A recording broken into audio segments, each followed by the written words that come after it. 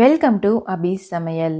இன்னைக்கு தோசைக்கல்லையே பஞ்சு போன்ற ஆப்பம் எப்படி செய்யலான்னு பார்க்க போறோம். ஆப்ப சட்டி, ஆப்ப சோடா அப்படின்னு எதுவுமே தேவையில்லைங்க. இதுக்கு சைட் டிஷ்ஷா தேங்காய் பால் எப்படி அரைக்கலான்னு குட்டி குட்டி டிப்ஸோட நிறைய சொல்லியிருக்கேங்க. வீடியோவை ஸ்கிப் பண்ணாம கடைசி வரைக்கும் பாருங்க. நான் இன்னைக்கு 8 கப் அளவுக்கு பச்சரிசி எடுத்திருக்கேங்க. இது கூடவே 1 கப் அளவுக்கு உளுந்து, 1 டேபிள் ஸ்பூன் வெந்தயம் சேர்த்துக்கிறேன். இப்போ இந்த அரிசியை 3 தடவை தண்ணி சேர்த்துட்டு நல்லா சுத்தம் பண்ணிருங்க. அடுத்து அரிசி மூழ்கிற அளவுக்கு தண்ணி சேர்த்துட்டு 7லிருந்து 8 மணி நேரம் ஊற வச்சிருங்க. இப்போ இது ஒரு நைட் ஃபுல்லா ஊறி இருக்குங்க. அடுத்து மாவு எப்படி ஆட்டலான்னு பார்க்கலாம். நான் இன்னைக்கு ஒரு மூடி அளவுக்கு தேங்காய் எடுத்திருக்கேங்க. அதாவது ஒரு தேங்காயில பாதி எடுத்திருக்கேன். இத நல்லா துருவி வச்சிருக்கேன். இப்போ இத கிரைண்டர்ல சேர்த்துட்டு கொஞ்சமா தண்ணி விட்டு நல்லா ஆட்டிருங்க. தேங்காய் நல்லா அரைச்சதுமே இது கூடவே ஊற வச்சிருக்க அரிசியும் சேர்த்துருங்க. தேவையான அளவு தண்ணி சேர்த்துட்டு மாவை நல்லா ஆட்டிருங்க. மாவு நல்லா சாஃப்டா ஸ்மூத்தா இருக்கணுங்க. இப்ப பாருங்க, மாவு நல்லா ஆட்டிருக்கு. இப்போ இதுல தேவையான அளவு உப்பு சேர்த்துருங்க. இப்போ இத இன்னொரு பாத்திரத்துக்கு மாத்திக்கிறேன்.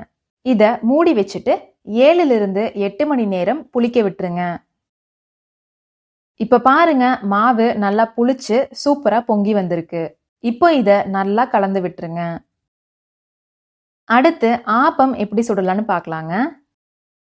தோசைக்கல்ல அடுப்புல வச்சுட்டு நல்லா காஞ்சதுமே 1 கரண்டி அளவுக்கு மாவு எடுத்துருங்க. இத லைட்டா 2 தடவை சுத்தி விட்டுருங்க. இதுக்கு ஒரு 1/4 டீஸ்பூன் அளவுக்கு எண்ணெய் சேர்த்துருங்க. அடுப்பை மீடியம் ஃப்ளேம்ல வச்சுட்டு ஒரு மூடி போட்டு மூடி வச்சிருங்க. 1 நிமிஷத்துல ஆப்பம் நல்லா வெந்திருக்குங்க. ஆப்பத்தை பார்க்கும்போது இந்த மாதிரி குட்டி குட்டி ஓட்டைகள் நிறைய இருக்குங்க.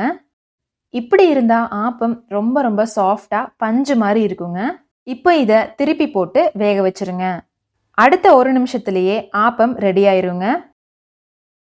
அடுத்து தேங்காய் பால் எப்படி அரைக்கலான்னு பார்க்கலாங்க.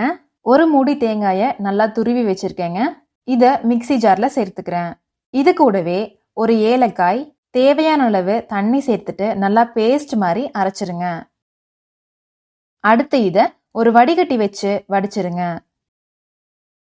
இப்போ வடிகட்டியில இருக்க தேங்காயை திருப்பியும் மிக்ஸில சேர்த்துட்டு கொஞ்சமா தண்ணி சேர்த்துட்டு நல்லா பேஸ்ட் மாதிரி அரைச்சிருங்க. இதையும் ஒரு தடவை வடிச்சிருங்க. இதே மாதிரி 3 டைம் அரைச்சு வடிச்சு எடுத்துருங்க. இது கூடவே 1 ஸ்பூன் அளவுக்கு கரும்பு சர்க்கரை சேர்த்து நல்லா கலந்து விட்டுருங்க. அவ்வளோதாங்க, சூப்பரான தேங்காய் பாலும் ரெடி ஆயிருச்சு. தேங்காய் பால்ல ஊற வச்ச ஆப்பம் ரொம்ப ரொம்ப டேஸ்டா இருக்குங்க. இந்த ஆப்பத்துக்கு முட்டை கிரேவி, கடலை கறி, தேங்காய் சட்னி அப்படின்னு நிறைய சைட் டிஷ் இருக்குங்க. அதோட லிங்க் டிஸ்கிரிப்ஷன்ல கொடுக்குறேன். உங்களுக்கு தேவைப்பட்டா பார்த்துக்கோங்க. நீங்களும் இந்த ரெசிபியை ட்ரை பண்ணி சாப்பிட்டு பார்த்துட்டு எப்படி இருந்துச்சுன்னு மறக்காம கமெண்ட்ல சொல்லுங்க. இந்த வீடியோ உங்களுக்கு பிடிச்சிருந்தா லைக் பண்ணிட்டு உங்க ஃப்ரெண்ட்ஸுக்கும் ஷேர் பண்ணிருங்க. மறக்காம அபி சமையல் சேனலை சப்ஸ்கிரைப் பண்ணிருங்க.